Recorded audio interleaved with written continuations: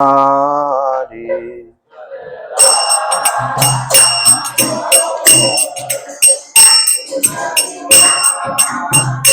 Jaya Radha Madhava Kunja Bihari.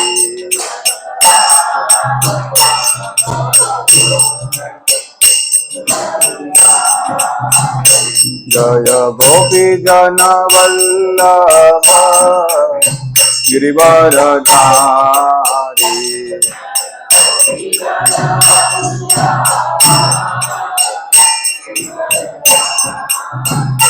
Jaya Gopi Jana Vallabha Girivaradhari.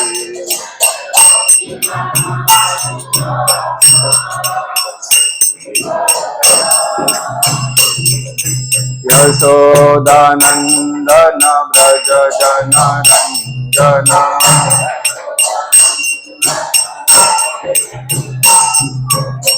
Yashodanandana Braja Jana Ranjana.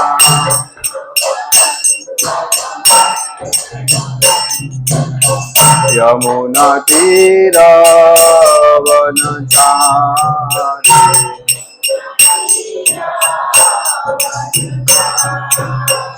Yamuna Tira Vanachari.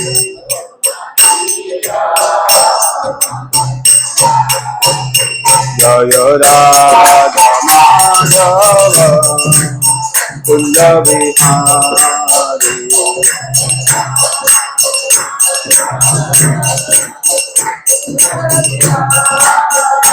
Jaya Radha Madhava Kunja Bihari.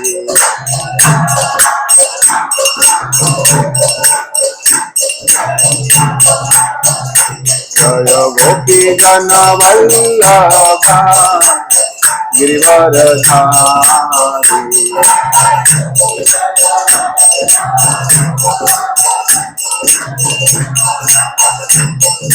Yashodanandana Braja Jana Ranjana.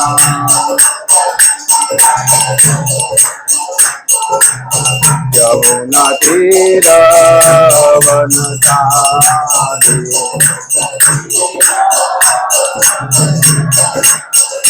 Jaya Radha Madhava Kunja Bihari.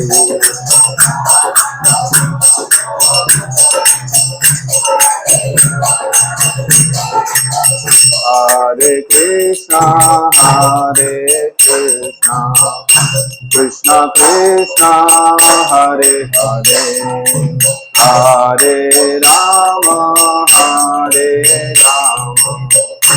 Rama Rama Hare Hare.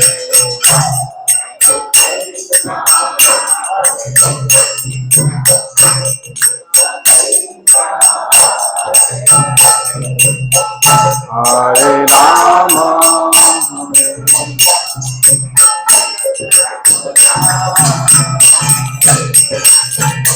Hare Krishna, Krishna Krishna, Hare Hare,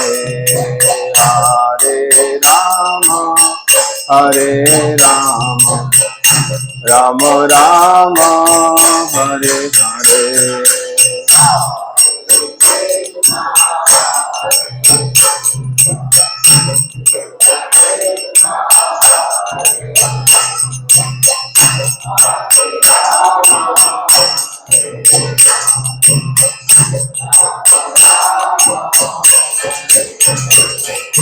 Hare Krishna, Krishna Krishna, Hare Hare, Hare Ram, Ram Ram, Hare Hare.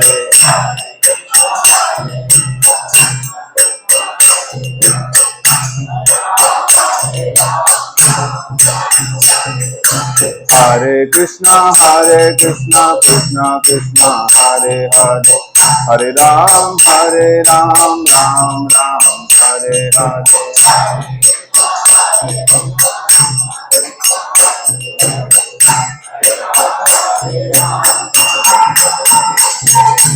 Hare Krishna Krishna Krishna Hare Hare, Hare Ram Ram Ram Hare Hare.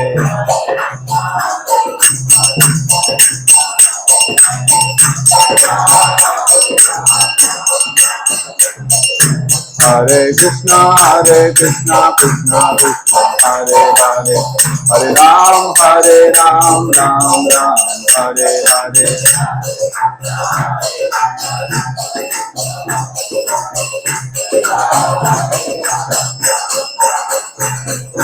Hare Krishna Krishna Krishna Hare Hare, Hare Ram Ram Ram Hare Hare.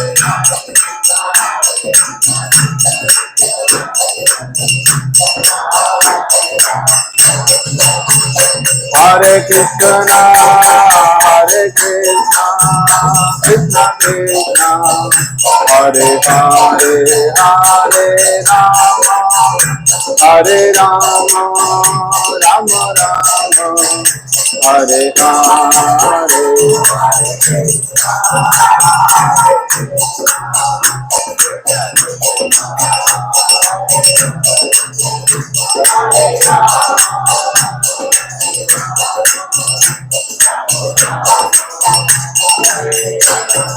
Hare Krishna Krishna Krishna Hare Hare, Hare Rama Rama Rama Hare Hare.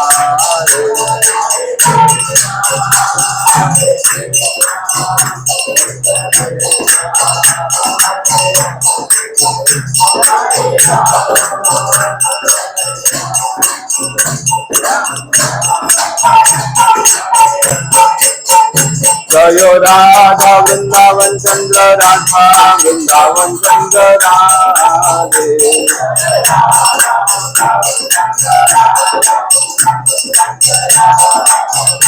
Jayo Jagannatha Jayo Jagannatha Baladeva Jaya Subhadra.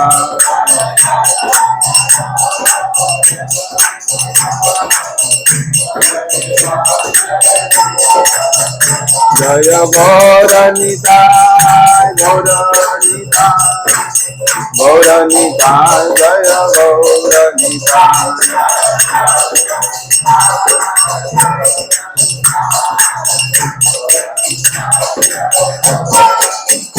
Jaya Jaya Prabhupada Prabhupada Prabhupada Jaya Jaya Prabhupada.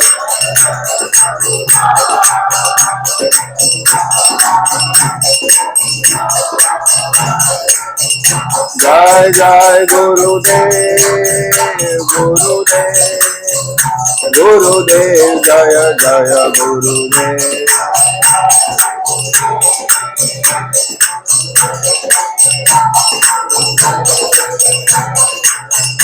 Nitai Gaura Hari Bol Hari Bol Hari Bol Nitai Gaura Hari Bol.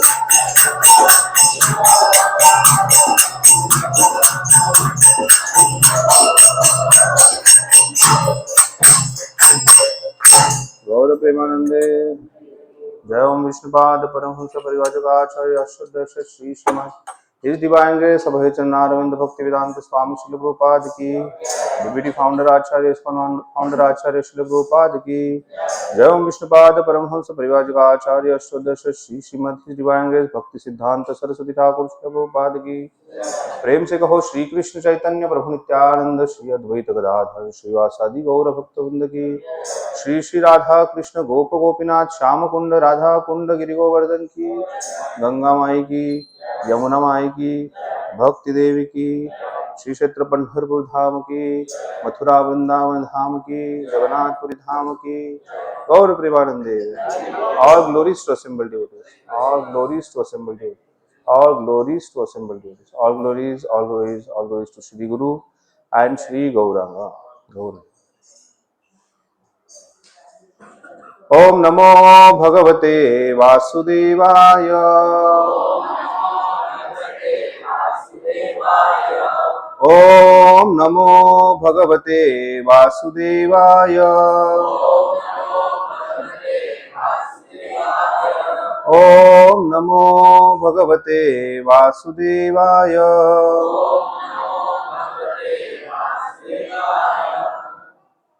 सभी का स्वागत है। हम भगवद गीता के दूसरे अध्याय के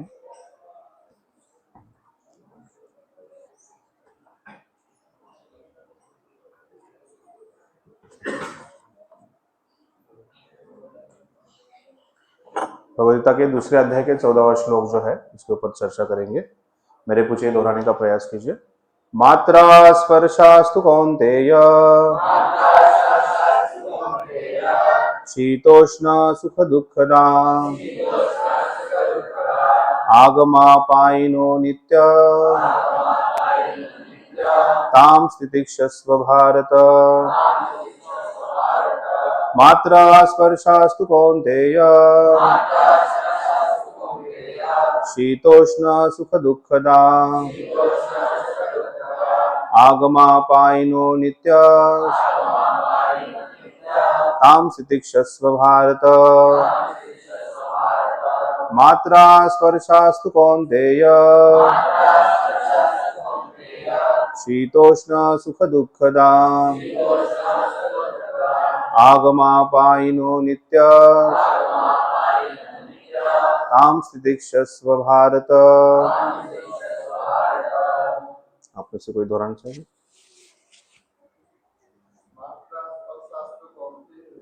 मात्रा स्पर्शास्तु कौन्तेय शीतोष्ण सुख दुःखदा आगमापायिनो नित्य तां स्थितिक्षस्व भारत। मात्रा स्पर्शास्तु कौन्तेय शीतोष्ण सुख दुःखदा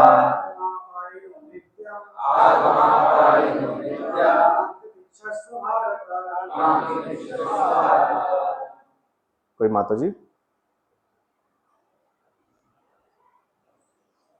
ठीक है, तो हम उसका भाषांतर पढ़ेंगे और फिर प्रार्थना से शुरुआत करेंगे।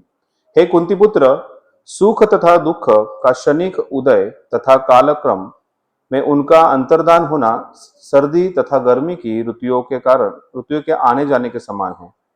हे भरतवंशी, वे इंद्रिय बोध से उत्पन्न होते हैं और मनुष्य को चाहिए कि अविचल भाव से उनको सहन करना सीखे। ओम अज्ञानतिमिरन्धस्य ज्ञानाञ्जनशलाकया चक्षुरुन्मिलितं येन तस्मै श्रीगुरवे नमः। श्रीचैतन्यमनोभीष्टं स्थापितं येन भूतले स्वयं रूप कदा मह्यं ददाति स्वपदान्तिकम्। वन्देऽहं श्रीगुरो श्रीयुतापदकमलं श्रीगुरून् श्रीरूपं साग्रजातं सहगण रघुनाथान्वितं तं सजीवं साद्वैतं सावधूतं परिजनासहितं कृष्णचैतन्यदेवं श्रीराधा कृष्णपादान् सहगण साकान्वितं च। नमः ओं विष्णुपादाय कृष्णप्रेष्ठाय भूतले श्रीमते भक्तिवेदांत स्वामिनिति नामिने। नमस्ते सारस्वती देवे गौरवाणी प्रचारिणे निर्विशेष शून्यवादी पाश्चात्य देशतारिणे। नमो श्री कृष्ण चैतन्य प्रभु नित्यानंद श्री अद्वैत गदाधर श्रीवासादि गौर भक्तवृंद। हरे कृष्णा कृष्णा कृष्णा हरे हरे, हरे राम राम राम हरे हरे। हरे कृष्णा। सभी भक्तों का स्वागत है। हम कुछ भक्त जो है पूना से आए हैं और हम उडुपी की तरफ जा रहे थे, तो बीच में भक्तों ने देखा कि यहाँ पर इस्कॉन का कारवार मंदिर है और जगन्नाथ बलदेव सुभद्रा गौर निताई का दर्शन लेने के लिए हम यहाँ पर आए थे।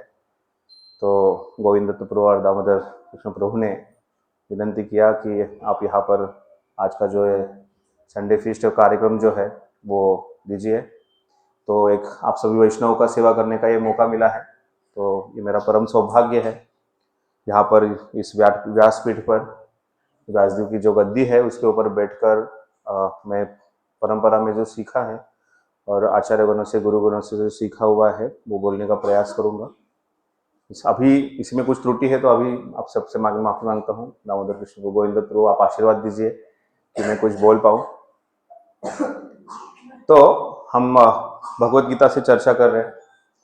एक बार अकबर और बीरबल जो है वो अपने क्षेत्र में भ्रमण कर रहे थे, तो वहां पर जैसे ही बीरबल जो है वो आगे थोड़े चल रहे थे, उन्होंने देखा कि तुलसी महारानी का वहां पर तुलसी वृंदावन जो है वहां पर है, तो उन्होंने तुरंत वहां पर झुक के जो है प्रणाम किया।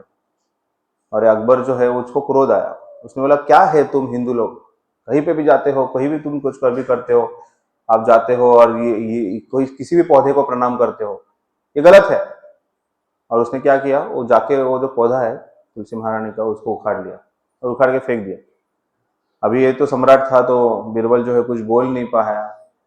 फिर बीरबल जो है वो बहुत चतुर थे, तो थोड़ा आगे चले गए। आगे जाके उन्होंने अकबर को कहा था कि तुलसी महारानी जो हमारी माता है। फिर आगे जाके जो है उन्होंने एक और पौधा देखा, उस पौधे को भी उन्होंने प्रणाम किया, बोले ये हमारे पिता है। बीरबल ने कहा हमारे पिता है। बोले ये वापस तुम कुछ भी करते हो, कौन माता कौन पिता। तो उसने वापस जाके उसको जोर से उखाड़ने का प्रयास किया, प्रयास करके उसको उखाड़ के फेंक दिया। और जैसे ही पौधे को हाथ लगाया तो वो पौधा था खुजली वाला पौधा। तो ये जो अकबर है उसके पूरे शरीर को खुजली होने लगा। तो बोले बीरबल कुछ करो, बीरबल कुछ करो, मुझे पूरा खुजली हो रहा है। बोले चलो अभी हमारी और एक माता है, उसको तुमको प्रणाम करना पड़ेगा, उसका आश्रय लेना पड़ेगा, वो है हमारी गौ माता। तो फिर गौ माता का जो गोबर है और गौमूत्र है वो पूरे अकबर के शरीर को लगाया। बोले क्या गंदा बास आ रहा है ये, मुझे स्नान करना पड़ेगा, मुझे स्नान करने के लिए लेके जाओ। बोले चलो हमारी एक और माता है गंगा माता, वो वहीं पे है, तो दूसरा आश्रय लो। तो उसी प्रकार से ये भगवत गीता जो है या हमारे जो शास्त्र है वो हमारी माता के समान है। और ये माता जो है हमें ज्ञान प्राप्त करने के लिए, ज्ञान देने के लिए मदद करती है। और ये भगवत गीता क्या है, ये गीता जो है ये भगवान के मुख से आया हुआ एक बहुत सुंदर गीत है। यह स्वयं पद्मनाभस्य मुख पद्माद विनिश्रुता, या गीता सार में उसका गुणगान आता है, गीता का गुणगान आता है। यह स्वयं पद्मनाभस्य, ये जो पद्मनाभ भगवान है उनके मुख से आया हुआ गीत है। यह स्वयं पद्मनाभस्य मुख पद्माद विनिश्रुता। और ये क्या है, ये हमेशा पावन करने वाला है। एक और श्लोक आता है जिसमें कहा जाता है सकृत मलम निर्मोचनम पुंसा जलम स्थानम दिने दिने। हमारे शरीर के ऊपर जो मल है वो अगर जम जाता है तो हम क्या करते हैं, स्नान करते हैं। मलम निर्मोचनम, मल जो है शरीर के ऊपर का उसको निकालने के लिए हम जो है रोज जल से स्नान करते हैं। मलम निर्मोचनम पुंसा जलम स्नानम दिने दिने, रोज जो है हम जल से स्नान करते हैं। सकृत गीता अमृत स्नानम, उसी प्रकार से गीता जो है, श्रीमद् भगवत गीता जो है, उसका अगर कोई स्नान करेगा, सकृत गीता अमृत स्नानम संसार मलनाशनम, उससे क्या होगा, ये संसार जो है उसका जो मल है वो मल का नाश हो जाएगा। हमें सबको पता है हमारे हृदय में जो है वो मल है। इस संसार में भी जो है भौतिक प्रकृति के कारण सब मल है, और इस मल से हमें मुक्त होना है तो हमें भगवत गीता का आश्रय लेना बहुत जरूरी है। और वो भगवत गीता का आश्रय लेने के लिए हमें इसका नियमित रूप से पठन करना पड़ेगा, अध्ययन करना पड़ेगा। और इसीलिए श्रील प्रभुपाद की कृपा से इस्कॉन संस्था के द्वारा अलग अलग जगह पे ये भगवत गीता और श्रीमद् भागवतम का नित्य रूप से पाठ होता है। और नित्य रूप से ये जो पाठ होता है उससे हम जो है वो हर रोज जो है इसमें स्नान कर सकते हैं, मतलब इसका ज्ञान जो है वो प्राप्त कर सकते हैं। और ये ज्ञान प्राप्त करके हम जो है हमारे हृदय के अंदर के जो कलमश है, ये कलमशों का पूरी तरह से निर्मोचन कर सकते हैं। ये कलमश से हम पूरी तरह से जो है मुक्त हो सकते हैं। पद्म पुराण में एक वर्णन आता है, उसमें कहा गया है कि कमल जो होता है, कमल जो है वो एक पौंड में आता है तब, और उसके कमल का जो पत्ता होता है, वो कमल का पत्ता जो है उसके ऊपर पानी का जो है वो बिंदु आता है। तो ऐसा कहा जाता है कि जब वर्षा ऋतु होती है और उस वर्षा ऋतु में जब एक विशेष नक्षत्र जो होता है, वो नक्षत्र में जब वर्षा ऋतु होती है, और वो जब वर्षा ऋतु का पानी है, वो ऑयस्टर के अंदर, मराठी में उसको शिंपला बोलते हैं, उसके अंदर जब आता है और वो कुछ समय के लिए वो पानी का बिंदु जब रहता है, तब वो जो है वो मोती बन जाता है। तो वो पानी का बिंदु जो है वो जब कमल के पंखुड़ी के ऊपर गिरता है, तो दूर से देखेंगे तो चमकता है, मोती के समान लगता है। क्या मोती होता है? वो नहीं होता है, वो मोती के समान लगता है, कुछ समय बाद जो है पानी में विलीन हो जाता है। वही नक्षत्र का जो पानी का बिंदु है, वो अगर किसी जलते हुए लकड़ी के ऊपर गिरा तो क्या हो जाएगा? तुरंत वो जो है जल जाएगा, तुरंत जो है उसका हवा हो जाएगा, बाष्प हो जाएगा उसका तुरंत। तो वो पानी का जो बूंद है, जब वो बराबर उसी नक्षत्र में उस ऑयस्टर के अंदर जब गिर जाता है, तो उसके अंदर मोती निर्माण हो जाता है। वही पानी का बिंदु जो है वो कमल के पंखुड़ी के ऊपर जाता है, तो मोती के समान लगता है, मगर मोती होता नहीं है। और वही पानी का बिंदु जो है वो अगर लकड़ी के ऊपर जाएगा तो वो जल के राख हो जाएगा। तो इसीलिए जिस प्रकार से मैं कह रहा था कि श्रील प्रभुपाद की कृपा से इस्कॉन संस्था के द्वारा ये जो संघ जो है वो निर्माण किया गया है, जहां पर हम भगवत गीता और श्रीमद् भागवतम जैसे ग्रंथों का अध्ययन कर सकते हैं। और वो अध्ययन करना मतलब वो पानी का जो बिंदु है वो उसी प्रकार से उसी सही नक्षत्र में वो जो ऑयस्टर है उसके अंदर गिरने के समान है, जिससे हर एक व्यक्ति जो है वो मोती बन सकता है। हर एक जीवात्मा जो है, हर एक जो मनुष्य है वो मोती के समान बन सकता है। और वो मोती जो है हम जगन्नाथ के गले में अर्पण करेंगे, गौरनीता के गले में अर्पण करेंगे, तो हम जो है हर एक जन जो है वो भगवान को अर्पण होने के लायक हो जाएंगे। हर एक व्यक्ति को जो है मोती बहुत पसंद है, सोना बहुत पसंद है। अगर सोना मोती बनना है तो भक्तों का संग बहुत जरूरी है, तभी हम जो है वो सोना मोती बन सकते हैं। नहीं तो व्यक्ति सोचेगा नहीं मैं तो अच्छा हूँ, अच्छे विचार रखता हूँ, अच्छे विचार वाले लोगों के साथ रहता हूँ, मैं अच्छा हूं, तो वो अच्छा मतलब क्या है? वो कमल के पंखुड़ी के ऊपर, कमल की जो पंखुड़ी है उसके ऊपर गिरने वाला जो बूंद है उसके समान है।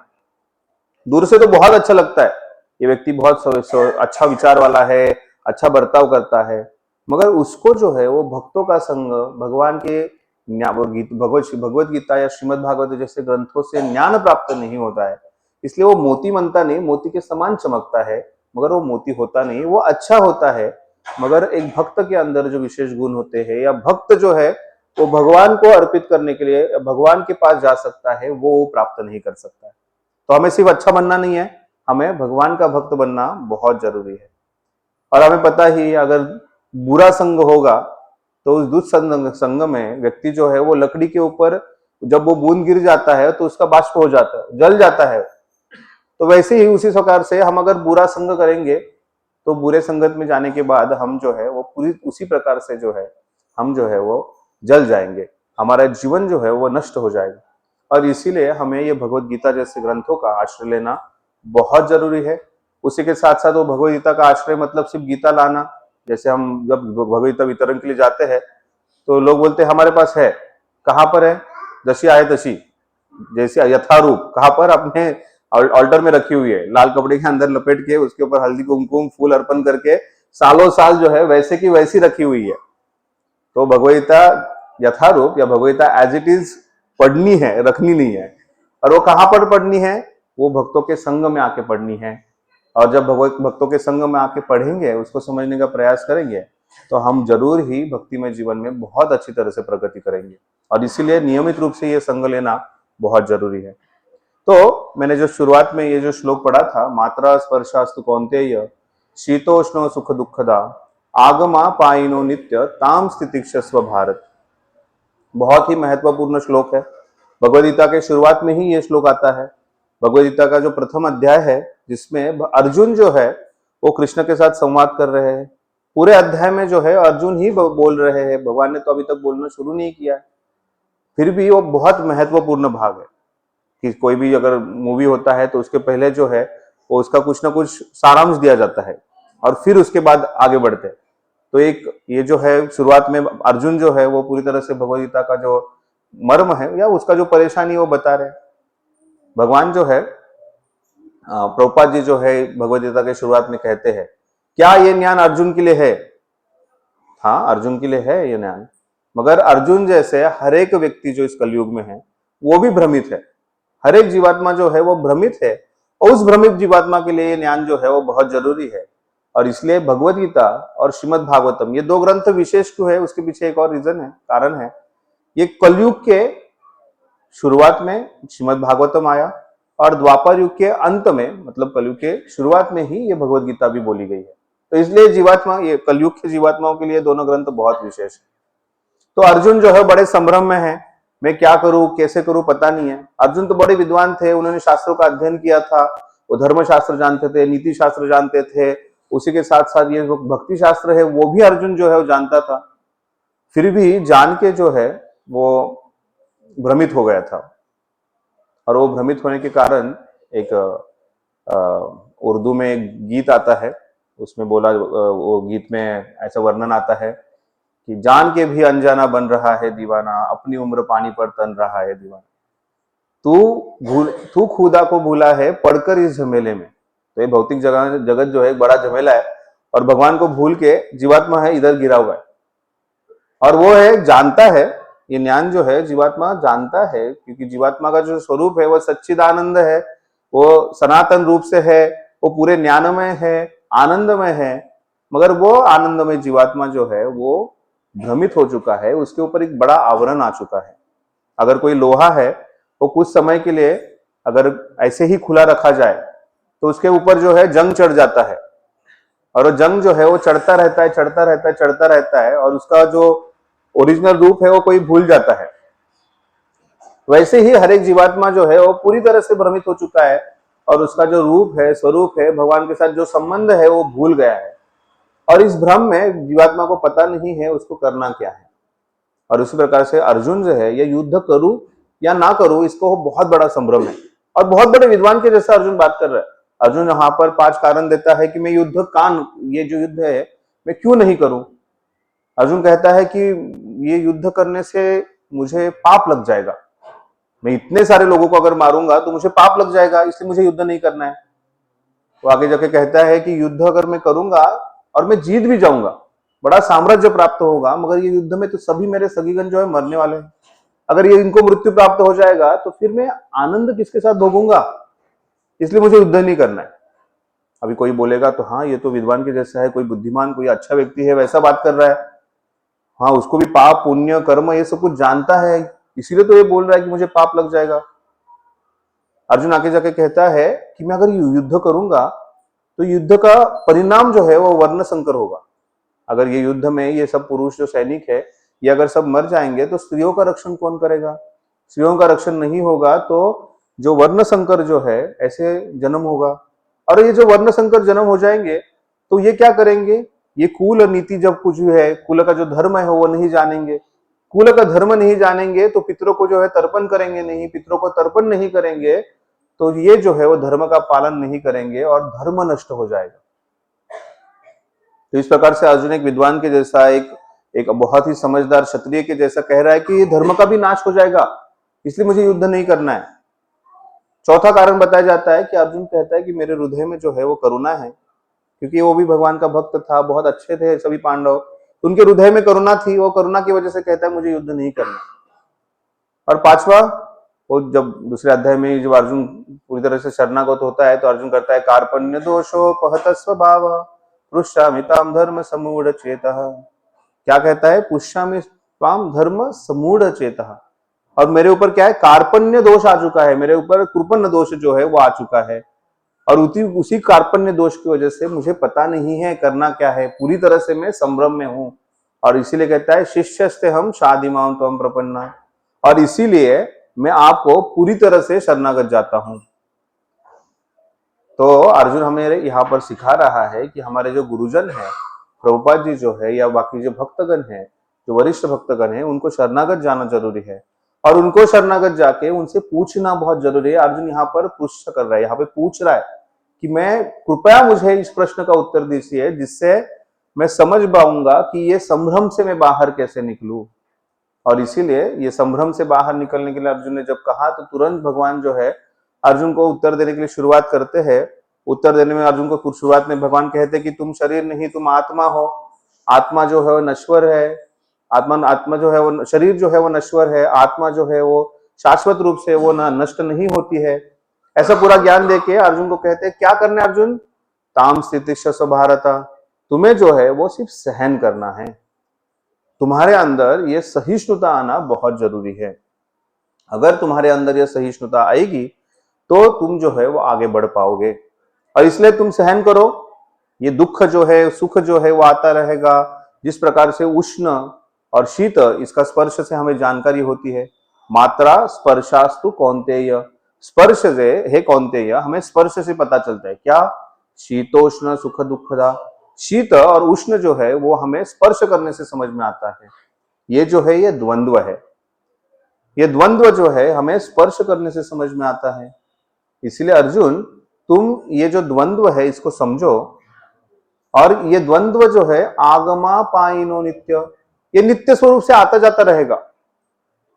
क्या, कौन सा द्वंद्व, आगमा पाइनो नित्य तामस मात्रा स्पर्शास्तु कौन्तेय शीतोष्ण सुख दुखदा। जिस प्रकार से शीत और उष्ण ये द्वंद्व है, ये स्पर्श से पता चलता है, उसी प्रकार से सुख और दुख जो है वो हमारे जीवन में द्वंद्व के समान है।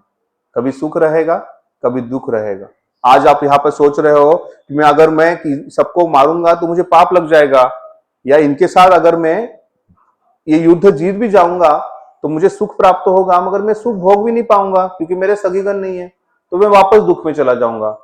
हम देखते हैं श्रीमद् भागवतम की शुरुआत में जो वर्णन आता है, तो पूरा युद्ध हो चुका है। युद्ध के बाद भीष्म पितामह जो है, वो भीष्म पितामह वो बाणों की शैया के ऊपर लेटे हुए हैं, और वो बाणों की शैया के ऊपर लेटे हुए हैं। उस समय पे विशेष करके भगवान श्री कृष्ण जो है वो पांडवों को वहां पर लेके आते हैं, और पांडवों को आदेश देते हैं कि कृपया आप अभी राजा बन चुके हो, राजा का वेश जो है, राजवेश जो है वो धारण कर लीजिए।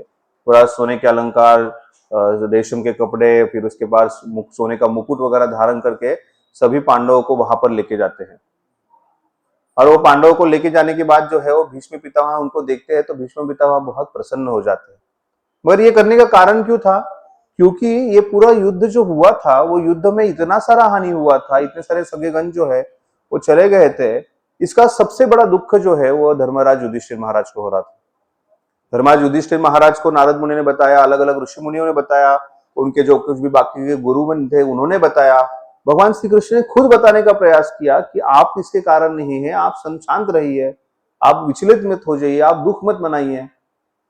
फिर भी युधिष्ठिर महाराज जो है वो बड़े दुख में थे, और इसीलिए युधिष्ठिर महाराज को सांत्वना कौन दे सकता है, उनको शांत कौन कर सकता है, भगवान श्री कृष्ण को पता था। और वो जो है वो सिर्फ भीष्म पितामह जो है वो उनको शांत कर सकते थे, और इसीलिए भीष्म पितामह के सामने वहां पर वो ले जाते हैं। और फिर उस समय पे भीष्म पितामह जो है वो तुरंत जो है गुणगान शुरू करते थे भगवान श्री कृष्ण का, कि किस प्रकार से भगवान श्री कृष्ण जो है वो सर्व कारण कारणम है, भगवान श्री कृष्ण जो है आदि पुरुष है, भगवान श्री कृष्ण जो है ईश्वर है। और उसके बाद गुणगान करके यहाँ पर भीष्म पितामह जो है वो युधिष्ठिर महाराज को कहते हैं कि तुमने कुछ नहीं किया, इसके सबके कारण जो है वो भगवान श्री कृष्ण है, और इसी भगवान श्री कृष्ण का आश्रय अगर आप लोगे तो आप जीवन में हमेशा सफल रहोगे और संतुष्ट रहोगे। और ये कह के युधिष्ठिर महाराज जो है वो शांत हो चुके। तो कहने का तात्पर्य है कि सुख और दुख जो है वो हमारे जीवन में द्वंद्व जो है वो चलता ही रहेगा। भगवद गीता में 30 से ऊपर श्लोक है जिसके ऊपर भगवान सिर्फ द्वंद्व के ऊपर चर्चा कर रहे हैं। ये द्वंद्व जो है, ये जो ड्युअलिटी है, ये बार बार आता रहेगा। सुख होगा, दुख होगा, जय होगा, पराजय होगा, किसी का फायदा होगा, किसी का नुकसान होगा। तो इस प्रकार से इस भौतिक जगत में द्वंद्व जो है वो हमेशा रहता है।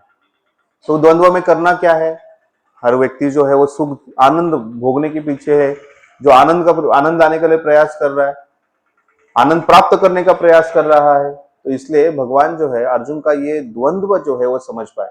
अर्जुन कह रहा है युद्ध करना भी है, नहीं करना भी है। युद्ध के लिए पूरी तरह से तैयारी से आ गए। अर्जुन ने कहा कि चलो युद्ध करना है, आप जो है मुझे मेरा रथ जो है वो बीचों बीच आप लेके जाइए। और रथ जो है वो बीचों बीच लेके गए, और फिर जैसे ही सामने भीष्म पितामह को देखा, द्रोणाचार्य को देखा, कृपाचार्य को देखा, अपने बाकी भाइयों मामा को देखा, सबको देखा, तो अर्जुन जो है बोले नहीं, मेरे हाथ से जो गांडीव धनुष गिर रहा है, मुझे मेरा गला जो है वो सूख रहा है, ऐसे अलग अलग चीजें अर्जुन ने बोलना चालू कर दिया और बोले नहीं, मुझे युद्ध नहीं करना। अभी यही अर्जुन है, बाद में युद्ध जब युद्ध चालू हो जाता है जब युधिष्ठिर महाराज के ऊपर आक्रमण होता है तो युधिष्ठिर महाराज के ऊपर आक्रमण होता है तो युधिष्ठिर महाराज अर्जुन के ऊपर गुस्सा हो जाते हैं कि तुम मुझे बचाने के लिए नहीं आए, क्या है तुम्हारा, तुम कुछ काम के नहीं हो मेरे भाई। और जैसे युधिष्ठिर महाराज ऐसा अर्जुन को बोलते हैं, वो गुस्से से और बोल देते कि क्या फायदा तुम्हारे गांडीव धनुष्य का, फेंक दो उसको गांडीव धनुष्य को। जैसे ही युधिष्ठिर महाराज ऐसे कहते हैं, अर्जुन को इतना भयंकर गुस्सा आता है, वो गांडीव धनुष्य उठा के युधिष्ठिर महाराज के ऊपर चल जाते। अभी युधिष्ठिर महाराज उनके भाई है, वो हमारे जैसे भाइयों का रिश्ता नहीं है उनका, बहुत सम्मान करते हैं अर्जुन उनका, बहुत ही ज्यादा सम्मान करते।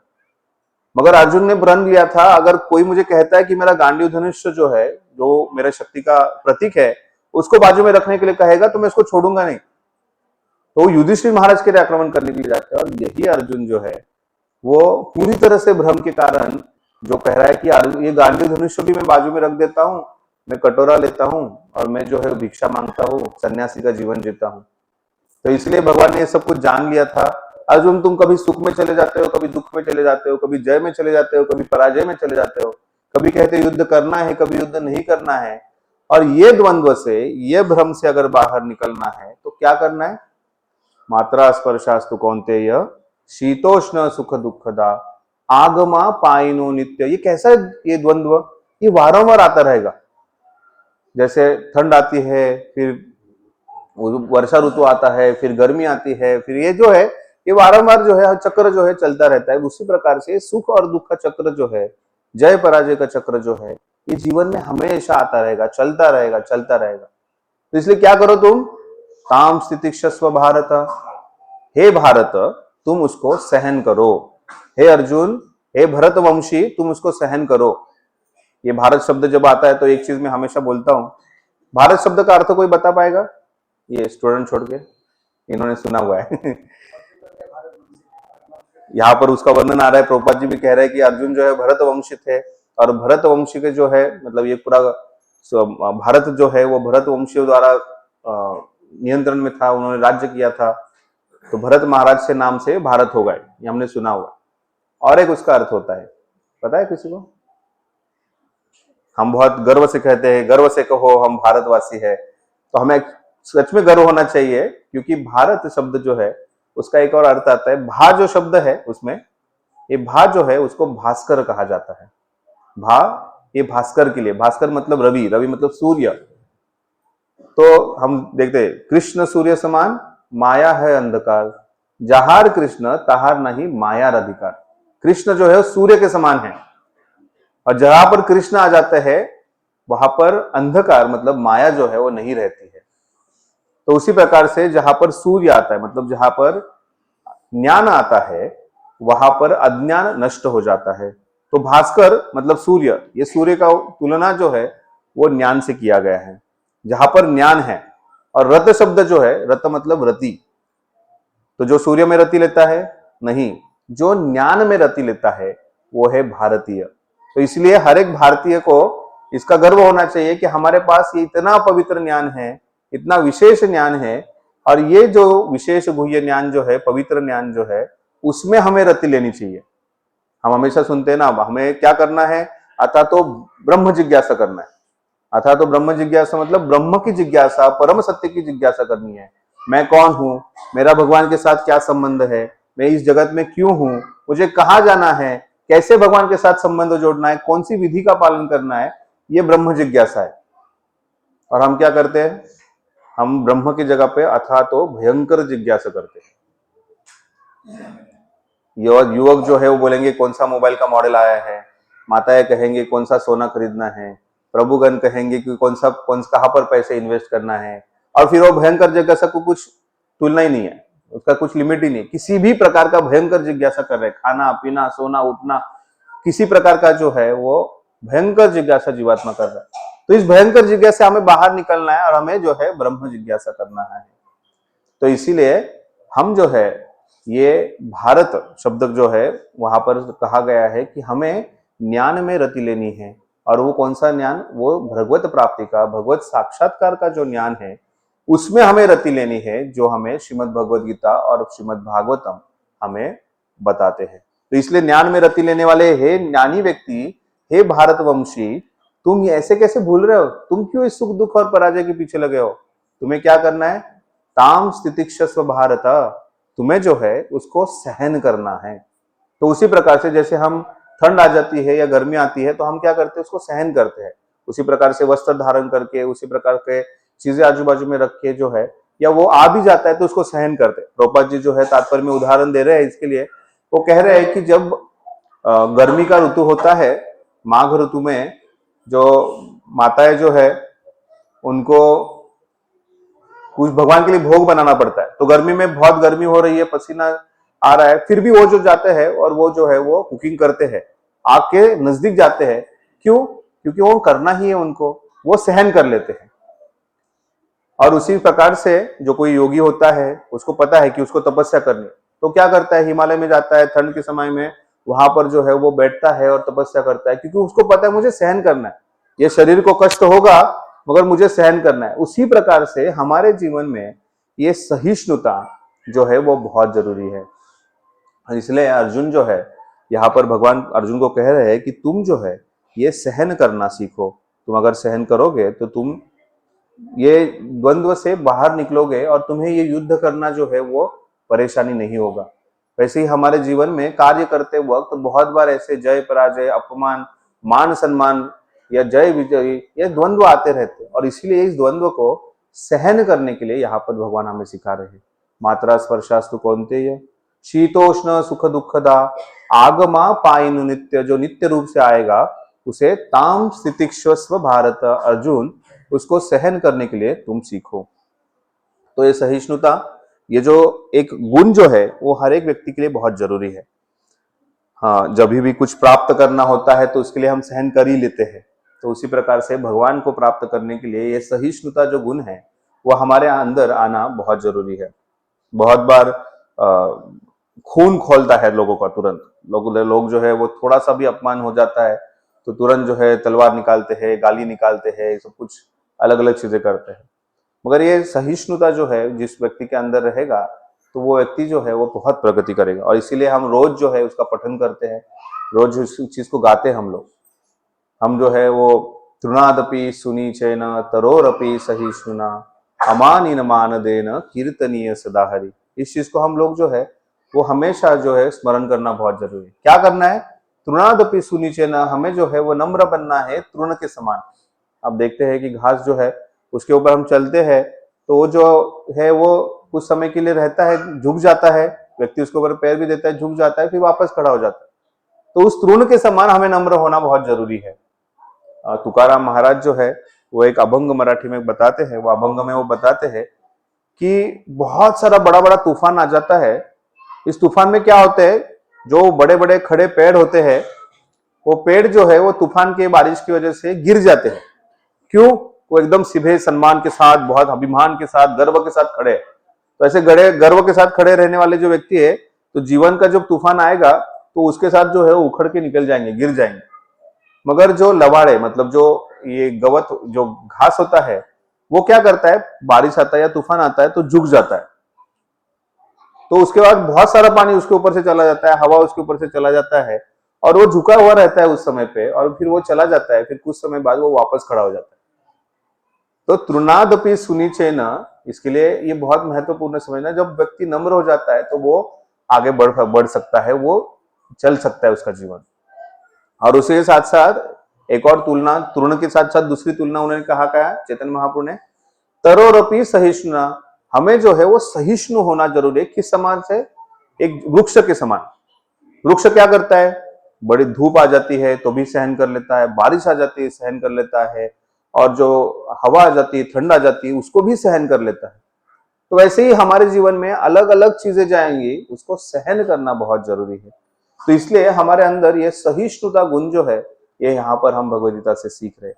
ये सहिष्णुता जो है उसको हमारे अंदर लाना बहुत जरूरी है। और हम जब लाएंगे इसको तो हमारे लिए हमारा जो मार्ग है वो बहुत सुगम हो जाएगा, बहुत ही फास्ट हो जाएगा, जिससे हम लोग जो है वो बहुत ही तीव्रता से भगवान के पास जा पाएंगे। तो ये सहिष्णुता जो है उसके ऊपर 4 प्रकार की वर्णन जो है एक जगह हो रहा है। उसमें कहा है कि एक सहिष्णुता होती है द्वंद्व सहिष्णुता, जो भगवान यहाँ पर कह रहे हैं या बारंबार भगवान कहते हैं। एक और जगह पे अर्जुन ने जब प्रश्न पूछा भगवान को, भगवान ये स्थितप्रज्ञ व्यक्ति कैसा होता है, दूसरे अध्याय में अर्जुन पूछ रहे, स्थितप्रज्ञ का भाषा समाधिस्थस्य केशव। हे केशव, मुझे कृपया बताएं कि स्थितप्रज्ञ भक्त जो होता है किसकी भाषा क्या होती है, वो किस प्रकार से चलता है, किस प्रकार से बोलता है, किस प्रकार से बैठता है। तो एक योगी होता है, एक भक्त होता है, उसका ये विशेष गुण है, वो बताओ। तो तुरंत जो है एक दो श्लोक के बाद ही भगवान तुरंत उसका उत्तर देते हैं, कहते हैं दुखेशु अनिद्विग्न मना सुखेशु विगत स्पृहा वीत राग भय क्रोध स्थितधीर मुनि रुच्यते। ये स्थितधीर मुनि जो है उसको उसका गुणगान होता है। क्यों? वो दुख जो होता है, दुखेशु अनिद्विग्न मना, उसका मन जो है वो उद्विग्न नहीं होता है दुख में, बहुत ही शांत रहता है। दुख तो आता ही है जीवन में, और दुख जैसे ही आता है तो हम श्लोक करना चालू करते हैं, हमारा मन जो है वो बहुत उद्विग्न होता है, और उस उद्विग्न मन में हम कुछ गलत कर बैठते हैं। तो उद्विग्न नहीं होना है दुख में। सुखेशु विगत स्पृहा, सुख जब आता है तो बहुत प्रसन्न हो जाता है। एक व्यक्ति है, गरीब है बेचारा, रोज जाता था लॉटरी के दुकान पे, लॉटरी का टिकट खरीदता था। तो कुछ समय बाद लॉटरी का टिकट खरीद खरीद के उसका पैसा बर्बाद हो रहा था, और दुख में जा रहा था। उसकी पत्नी कोस रही थी, उसकी माता पिता उसको डांट रहे थे, क्या चल रहा है। तो ऐसे ही करते करते एक दिन गया, लॉटरी का टिकट लाया, और दूसरे दिन न्यूज़पेपर में आया कि उसको 10 लाख प्राप्त हुए, और बड़ा खुश हो गया, बहुत खुश हो गया। और फिर ये जो है याद रखना वो है सुखेशु विगत स्पृहा, इतना खुश हुआ कि उसको हार्ट अटैक आया और बेचारा मर गया। अभी हमें हंसना नहीं चाहिए कोई मरने पर, बट ऐसा होता है कि इतना खुश हो जाते हैं कि खुशी में कुछ गलत कर बैठते हैं, और व्यक्ति जो है वो पूरी तरह से कुछ गलत कर बैठता है और दुख में चला जाता है वापस। तो भगवान यहाँ कहते हैं कि वो स्थितधीर मुनि होता है, ना सुख में ना दुख में, वो जो है वो हमेशा स्थिर रहता है। पंडिता समदर्शिना, वो जो हमेशा स्थिर रहता है। और वो क्या है? राग भय क्रोध, जो आसक्ति है, भय है और क्रोध जो है, उसे पूरी तरह से वो निरासक्त, उसे पूरी तरह से वो ऊपर उठ चुका है। उस व्यक्ति को स्थितधीर मुनि कहते हैं। ऐसे द्वंद्व के ऊपर भगवान बहुत चर्चा करते हैं भगवद गीता। ये द्वंद्व जो है उसको सहन करना बहुत जरूरी है। मात्र स्वर्शास्त्र कौनते, उसमें भी हमने देखा कि किस प्रकार से हमारे जीवन में द्वंद्व आएंगे, उस द्वंद्व को सहन करना जरूरी है। उसके बाद सहिष्णुता के वर्णन आता है, वेग सहिष्णुता। कुछ चीजें जो है हमें रोकनी नहीं चाहिए, जैसे प्यास है, भूख है, अगर लगता है तो ले लेना चाहिए, उस चीज को सहन करना चाहिए, मतलब विसर्जन करना है, जाना चाहिए, रोकना नहीं चाहिए। प्रभुपाद जी भी कहते थे ना, जाबो ना जाबो जाबो, खाबो ना खाबो ना खाबो। तो जो है कुछ चीजें है उसको हमें तुरंत उसको स्वीकार कर लेना चाहिए, ऐसा होता है तो। मगर कुछ महत्वपूर्ण चीजें है, उसको वेग कहा है। आप अगर हाईवे से जाते होंगे तो देखते होंगे गाड़ी जो है वो बहुत वेग से जाती है, वेगवान चीज होती है, या बहुत सारे जीवन में वेगवान चीजें होती है। कोई बता पाएगा सबसे वेगवान चीज क्या है इस दुनिया में? काम, मन। मैं 5वीं में था तब हमें प्रश्न पूछा था, ये पूरे क्लास में प्रश्न पूछा था, और उसमें भगवान की दया से ये सुना हुआ था, किसी बार बार माता जो है हमें लेके जाती थी प्रवचनों में, तो मैं, हर कोई बोलता था कार जो है, टू व्हीलर है वेगवान चीज, कोई कहता था कि रेलगाड़ी जो है वो वेगवान है, कोई कहता था एरोप्लेन है जो वेगवान है। तो ये प्रवचन में मैंने कभी सुना था कि मन जो है सबसे वेगवान है। तो ऐसे वेग जो है उसका अर्थ है कि बहुत वेग से जा रहे, उसको रोकना बहुत जरूरी है, उसको सहन करना बहुत जरूरी है। नहीं तो वो वेग में जो है वो हम पूरी तरह से बह जाएंगे, और ऐसे बह जाएंगे कि लाखों लाखों जीवन के लिए जो है इस भौतिक संसार में गोते खाते रहेंगे। और इसीलिए ये वेग जो है इसके ऊपर सहन करना, नियंत्रण करना बहुत जरूरी है। और इसीलिए श्रील रूप गोस्वामी पाद उपदेशामृत जो ग्रंथ है उसमें हमें उसका उत्तर दे रहे हैं कि ये जो वेग कौन से है, 6 प्रकार के वेग है। वाचो वेगम मनस क्रोध वेगम, जिह्वा वेगम उदरपस्त वेगम, एतान वेगान यो विषेत धीरः सर्वामपि माम पृथ्वीं स शिष्यात्। जो व्यक्ति इस वेग सहिष्णुता को सीख पाता है, इस वेगों के ऊपर नियंत्रण पाता है, वो व्यक्ति को वो कहते हैं रूप गोस्वामी पाद कि सर्वामपि माम पृथ्वीं स शिष्यात्, ये पूरे पृथ्वी के ऊपर वो शिष्य स्वीकारने के लिए पूरी तरह से उत्तम क्वालिफाइड हो जाता है। तो उसीलिए हमें ये वेगों के ऊपर नियंत्रण या वेग सहिष्णुता है वो बहुत जरूरी है। 6 प्रकार के वेगों के ऊपर चर्चा की है। वाचो वेगम मनस क्रोध वेगम। वाचो वेगम, बोलने की इच्छा, मराठीत त्याला आम्ही वाचाळ बडबड म्हणतो। व्यक्ति जो है वो बड़बड़ बड़बड़ करता रहता है, इतना बोलता रहता है, इतना बोलता रहता है कि उसको कुछ नियंत्रण ही नहीं है। और इतना बोलता रहता है कि वो अपने बोलने की वजह से अपने खुद के जीवन में तकलीफें बुला लेता है। तो इसलिए वाचा के ऊपर नियंत्रण बहुत जरूरी है। प्रभुपाद जी उस तात्पर्य में वर्णन करते हैं कि जो ये फ्रॉग होता है, फ्रॉग को हिंदी, बेडू को हिंदी में क्या बोलते हैं? मेंढक। मेंढक, ये मेंढक जो होता है, ये मेंढक जो है डराव डराव डराव डराव करता है। तो क्या करता है, जोर जोर से आवाज करता है, जोर जोर से आवाज करता है। वर्षा ऋतु में खासकर आपने सुना होगा, मेंढक जोर से आवाज करता है। और उसका आवाज करने के पीछे जो रीजन है, कारण है, वो जो है वो मादी मेंढक है, उसको आकर्षित करने के लिए आवाज करता है। वो गा के दिखा रहा है उसको, और वो गाने के बाद वो आकर्षित हो जाती है और फिर आ जाती है। उसको सोचता है कि वो आ जाएगी, मगर वो किसको आकर्षित करता है? सांप को आकर्षित करता है। सांप आता है, उस मेंढक को निगल लेता है। उसी प्रकार से जो अननेसेसरी चैटर बॉक्स होता है, जो वो बहुत कुछ भी बड़बड़ करता रहता है, वो अपने काल को बुला लेता है। तो इसलिए वाचो वेगम मनस वेगम, ये मन जो है सबसे वेगवान चीज है, उसको नियंत्रण में लाना बहुत जरूरी है। उसको अगर नियंत्रण में नहीं लाएंगे तो ये मन जो है, परम पूज्य नवोदय स्वामी महाराज कहते हैं, जो मन की सुने वो है मंकी। जो मन का सुनता रहता है वो मंकी है।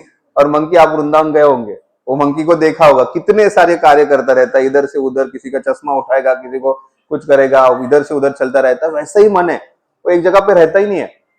अभी इधर है, फिर अभी घर में पहुंच गया घर में। फिर बाद में किसी ने कहा कि वो चलो मुरुडेश्वर, तो मुरुडेश्वर में पहुंच गया। फिर बोला कोई अमेरिका में मेरा कोई है, तो वो मन वहां पर भी पहुंच गया। और वहां से हर एक चीज जगह से अलग अलग चीजें जो है वो कलेक्ट कर रहा है, गैदर कर रहा है, वो जो है वो जमा कर रहा है। और ये जमा पूंजी जो है मन के साथ एक शरीर से दूसरे शरीर में, दूसरे शरीर से तीसरे शरीर में जा रही है। हम में से कितने जनों का बैंक बैलेंस जो है ये शरीर छोड़ने के बाद अगले शरीर में भी प्राप्त होने वाला है। और पूंजीकरण करते हैं ना, पूंजी जमा करते हैं ना हम, ये पूंजी कहीं नहीं जाने वाला। ये मन जो है वो जो कुछ भी कलमश, जो कुछ भी गंदगी जमा कर रहा है, हम इधर से उधर लेके जा रहे हैं। एक बार मैं ट्रेन में प्रवास कर रहा था, रेलवे में प्रवास कर रहा था, और वो रेलवे में जो प्रवास कर रहा था,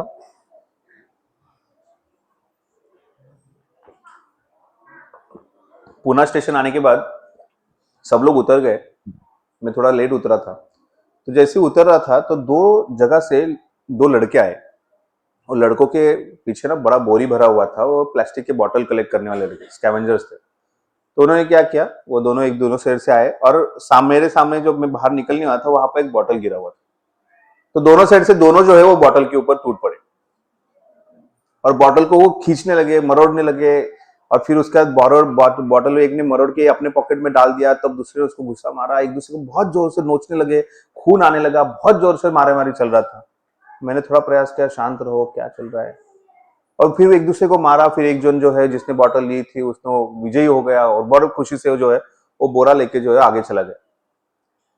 बाद में मैं सोच रहा था, इसी प्रकार से ये हम जीवन में जो है क्या कर रहे हैं, ये मेरा दौलत है, मेरा धन है, मेरा जमीन है, मेरा चीज है, इसके लिए झगड़ा कर रहे हैं, एक दूसरे का झगड़ा कर रहे हैं, क्रोध काम जो है वो उसको व्यक्त कर रहे हैं। हम जो है इस झमेले में पड़े हुए हैं, और फिर क्या करते हैं, वो जो गंदगी है झगड़े के बाद जो प्राप्त हुई है, उसको उठा के हमारे पैकेट में डाल रहे हैं, और फिर बड़े शान से चलने का प्रयास कर रहे हैं। तो हम क्या कर रहे हैं, काम, क्रोध, मद, मोह, मत्सर, ये जमा करते जा रहे, और इतना जमा कर रहे हैं वो हमें उठाना भी मुश्किल हो रहा है, फिर भी जमा कर रहे हैं। अभी वो बॉटल किसी के भी काम की नहीं, 5 पैसे, 2 रुपए, 4 रुपए उसको मिलने वाले, अगर उसके लिए उसने अपना 50 रुपए का खून बर्बाद किया, और फिर उसमें बड़ा अभिमान से वो चल रहा है, क्या अर्थ है इसमें? कुछ भी प्रकार का अर्थ नहीं है। तो ये जो है बहुत बड़ा जो बोझा है, उसको क्या करना है, उसमें ये बोझा फेंक के निकाल देना है, और आगे आराम से चलना है।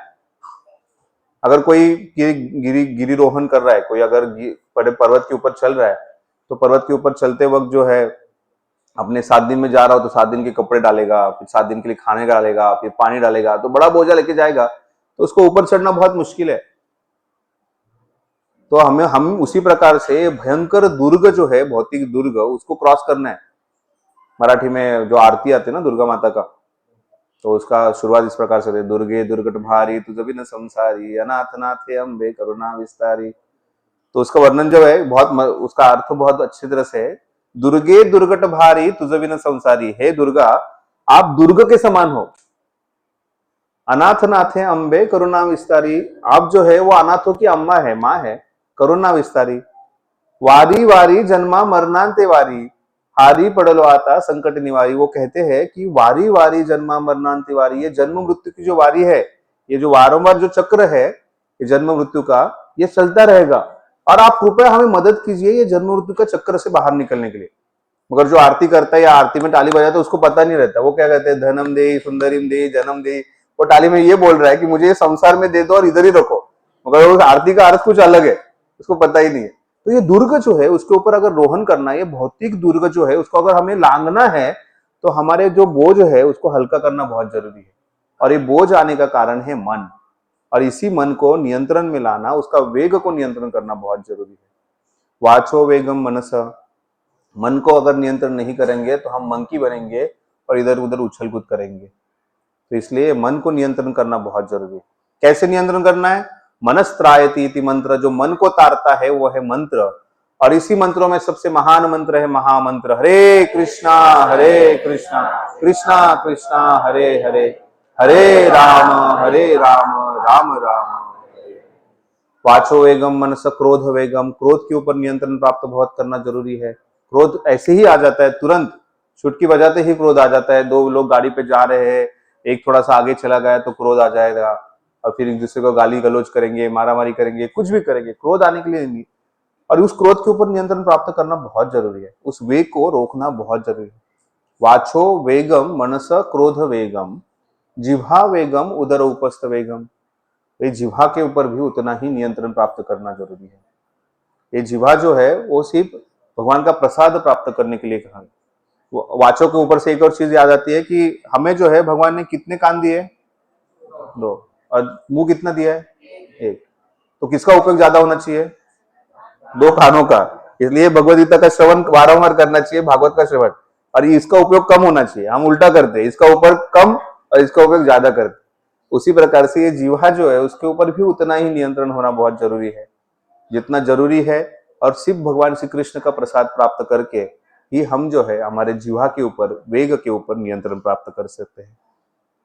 और इसी जीवा के साथ ही जीवा और फिर उदर और उपस्थ जनेंद्रिय जो है एक ही लाइन में, और इसके ऊपर भी नियंत्रण प्राप्त करना जरूरी है। इस भौतिक संसार में चपटने के लिए उदर और उपस्थ जो है व्यक्ति को बांध के रखा हुआ है, बहुत बड़ा बंधन है।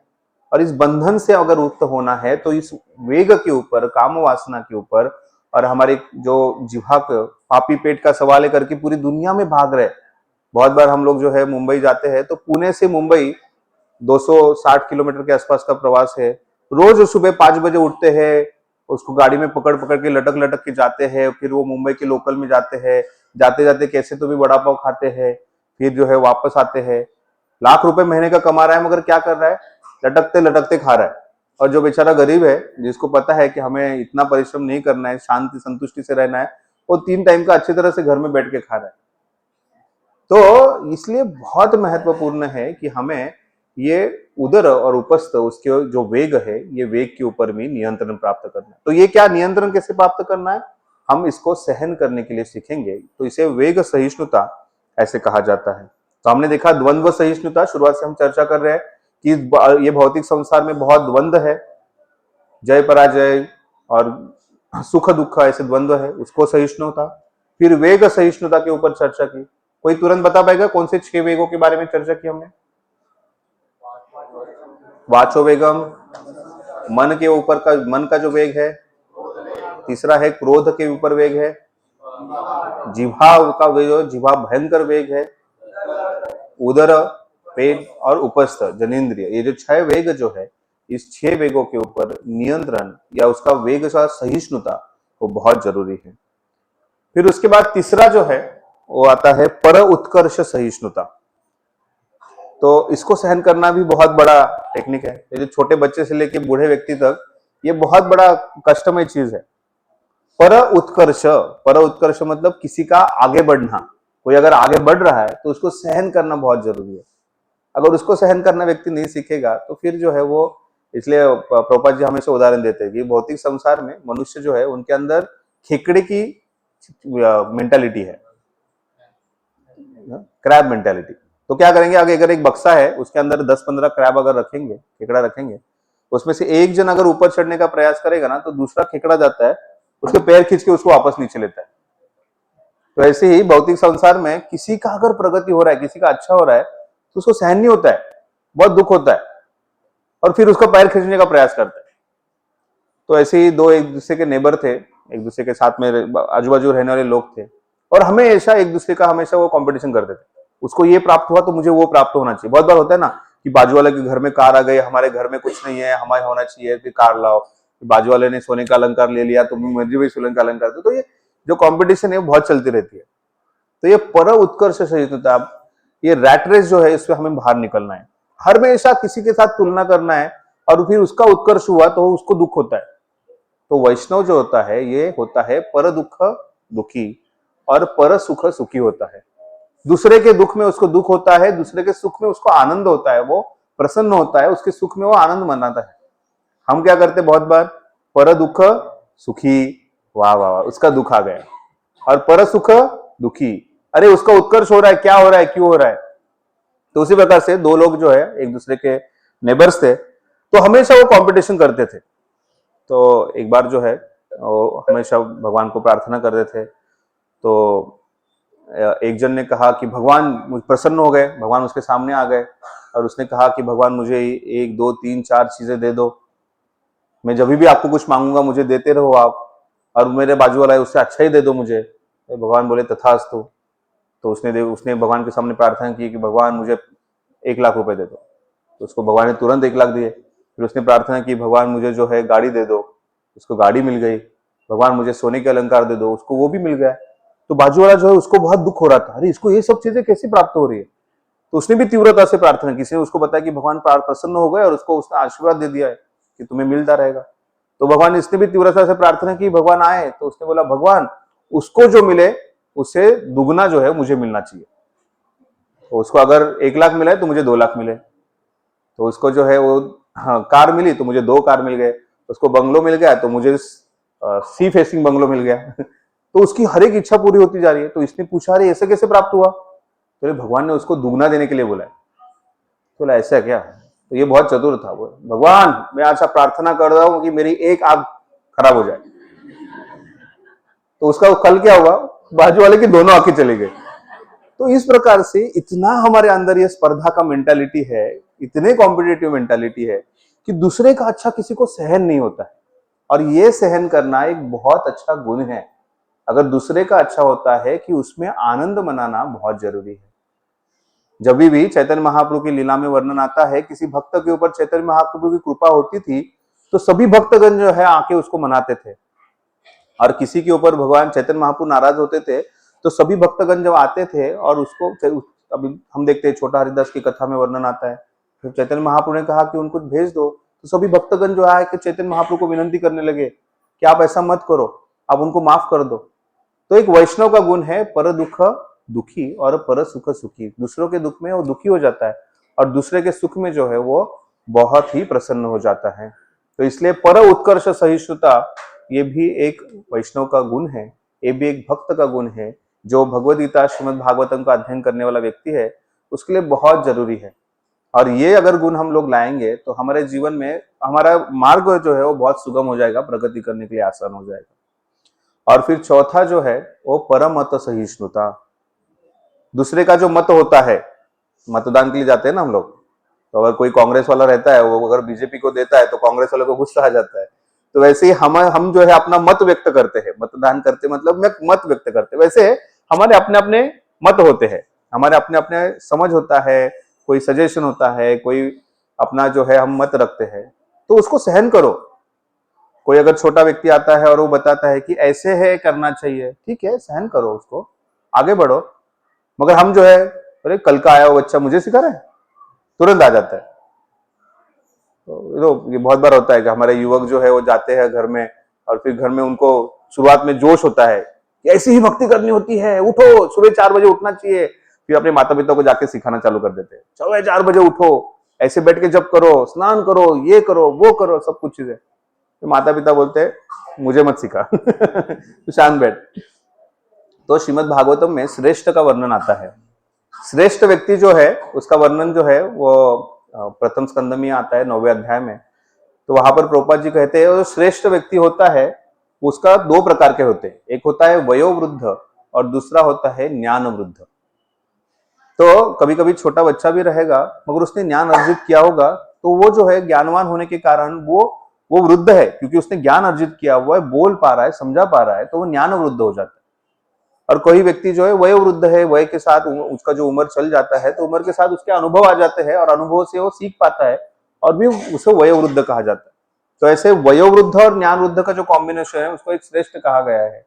ऐसे श्रेष्ठ व्यक्ति के जो मत है उसको सम्मान करना बहुत जरूरी है।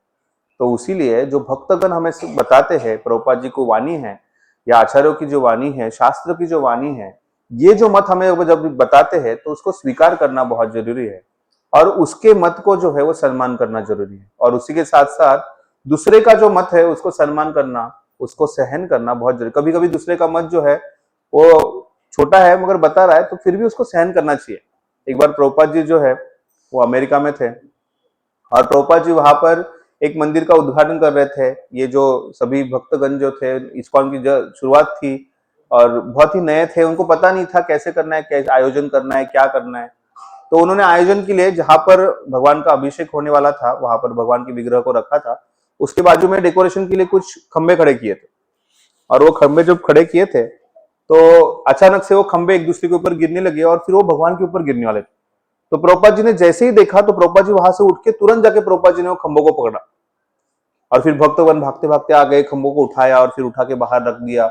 और प्रभुपाद जी क्रोधित हुए थे कि क्या ये, आप लोगों को इतना भी पता नहीं है, ये विग्रह है, भगवान है स्वयं, और भगवान के ऊपर ऐसा इतना उत्तम कार्यक्रम हो रहा है और उसमें ऐसा कुछ हो रहा है। तो भगवान को क्रोध आया, प्रभुपाद जी थोड़े से नाराज हो गए थे।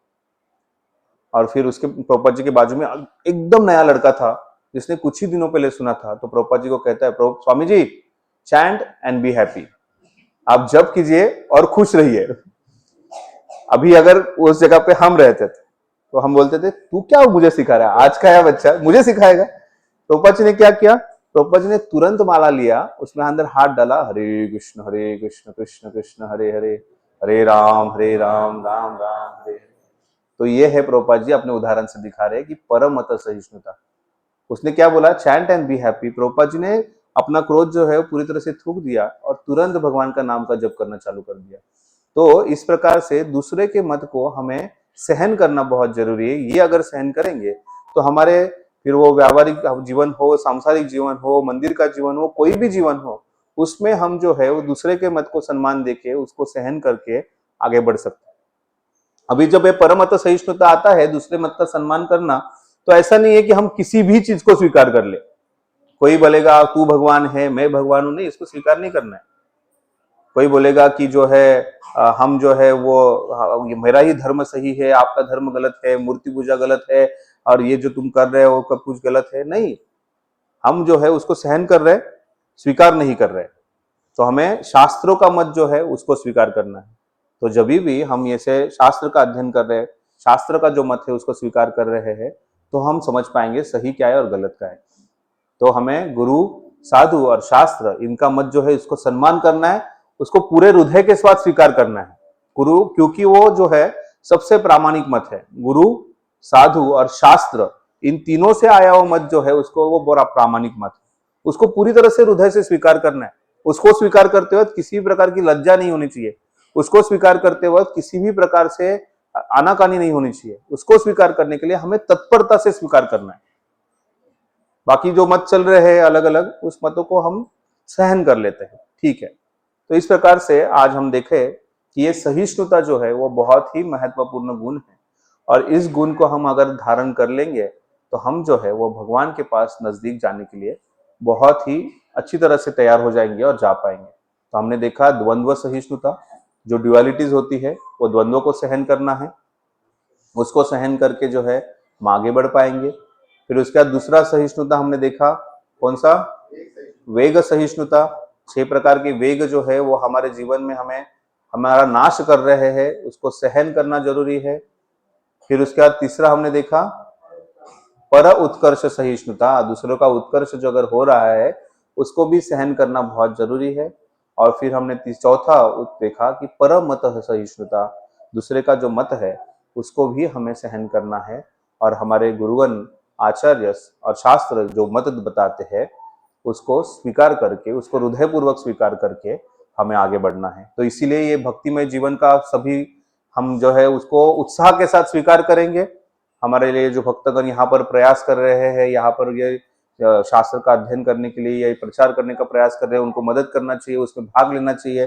भगवद गीता जैसे ग्रंथ है उसको स्वीकार करके उसको वितरित करना चाहिए। ज्यादा से ज्यादा लोगों के पास ये ज्ञान जो है वो पहुंचाना चाहिए। उसके लिए जो कुछ भी कार्य हम कर सकते हैं, हमारा धन जो है, हमारा मन जो है, हमारा शरीर जो है, हमारी बुद्धि जो है, उसको पूरी तरह से भगवान की सेवा में लगा के इस शास्त्र का प्रचार करने के लिए जो है हमें आगे बढ़ना चाहिए। ये भक्ति का स्वीकार करना चाहिए। और ये भक्ति में बहुत ही आसान तरीका दिया है, वो ये भगवान श्री कृष्ण के नाम का जप करना चाहिए।